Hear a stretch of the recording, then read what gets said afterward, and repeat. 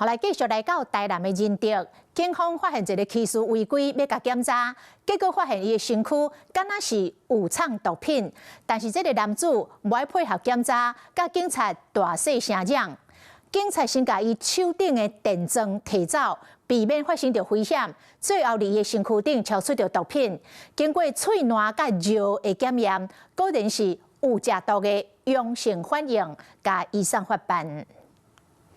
一个查甫人戴安全帽啊，伫路边甲警方 QQ 落落，看起来无啥想要配合。尾手警方为伊手中摕走电钻，先放伫边，避免有危险。也毋过话甲大细声，附近的乡亲有听到声，拢走出来看，无人倒是倒粪水时间，特别来看发生什么代志。伊遐是骂脏话啦，毋知你叫啥，我毋知影啦。到尾就去叫一只迄个资源的来就再造。都分到车来啊，人太多，应该是做工的吧？我无人遐建筑，头先要甲摸身躯的，看是无好摸。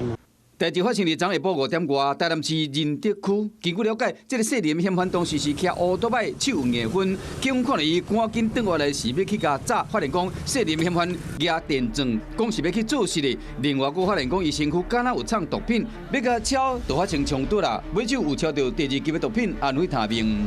经唾液及尿液出验，均呈毒品阳性反应。全案依违反毒品危害条例及公共危险案移送法办。并依道交处罚条例第35条规定，处新台币15000元以上9万元以下罚款，当场移至保管车辆及吊扣驾照1至2年。这个查甫人有藏毒品，和目睭正紧的警方发现到，都开始佫无想要配合，但过最后嘛是都要为家己行为负起责任。